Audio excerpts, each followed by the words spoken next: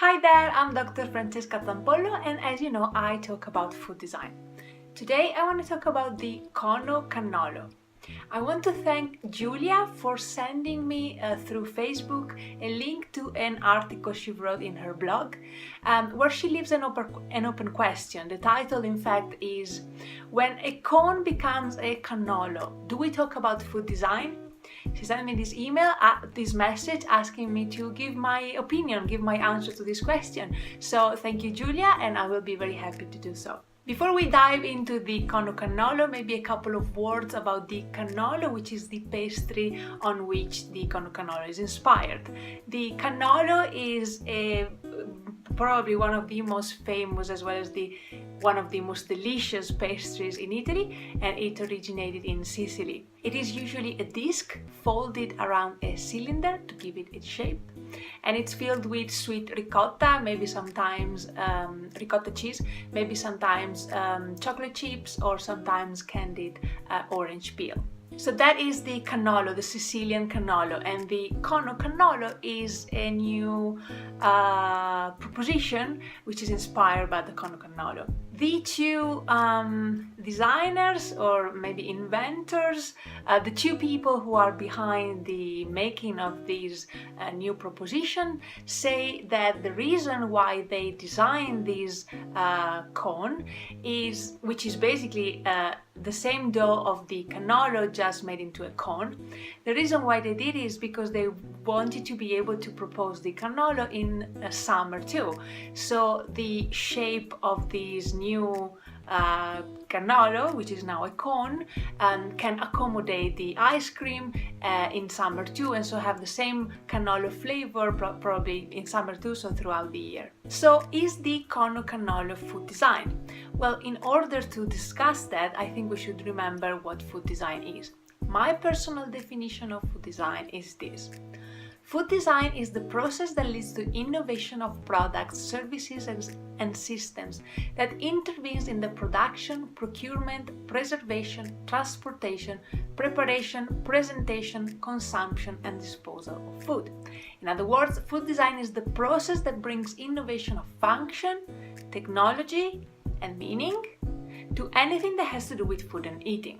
But in order to make things easier for this video and to answer the question that Julia poses, I want to actually use a rephrasing of John Heskett's definition of design, to which I have added the word food a couple of times to make a new definition of food design. Food design is the deliberate and reasoned shaping and making of our environment in ways that satisfy our needs and give meanings to our lives. So there are three components of this definition that I think are crucial to answer this question.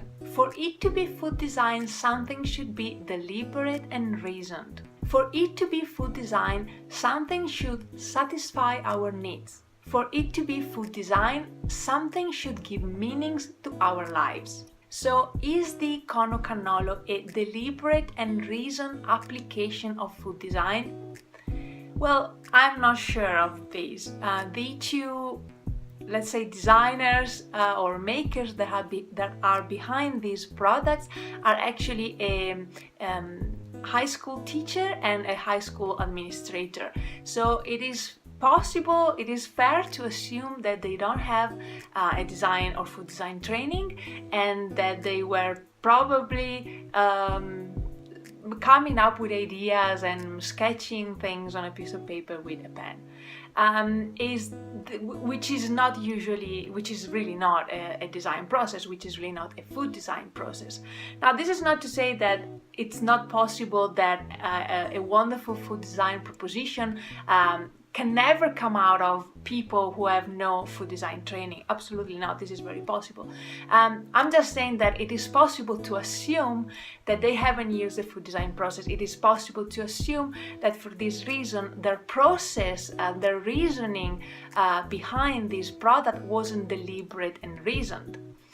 My guess is that it is more possible, I'm not saying that this is the case, but it is more possible that these two people were sitting around and thinking, oh, what can we do to make people eat and enjoy cannoli all year round? Oh, why don't we make the shape of the cannoli instead of a cylinder in a cone, so we can put ice cream in and the ice cream doesn't come out, and maybe it's in, so it's easier to eat, their words. So yeah, I think this is what might have happened. So I don't, if this is the case, and I'm not saying it is, I don't know, but if this is the case, I don't think we can consider this type of thinking and creative process as being deliberate and reasoned. A food design process, a process of any design process is instead deliberate and reasoned, because it's actually way more complex than that. And when you go through a complex, deliberate and reasoned design process, then you have also better chances to come up with a way more complex final proposition, and possibly way more meaningful final proposition. Point number 2 of our definition: does the Cono-Cannolo satisfy our needs? Well, in the big scale of human beings' needs in this day and age, do human beings need a cannolo that is actually shaped into a cone? Do we today as a species need that? I guess I would say that the answer is no. Does this shape, by moving from a cylinder to a cannolo and making it easier to eat, these are the designer's words, not mine, satisfy our needs? I don't know, maybe. I cannot answer yes definitively, but so maybe. Point number 3 of our definition of food design: does the Cono-Cannolo bring meanings to our lives? Does it meet our emotional needs, the needs to feel and be inspired? Well, the answer for me, I think it's again maybe.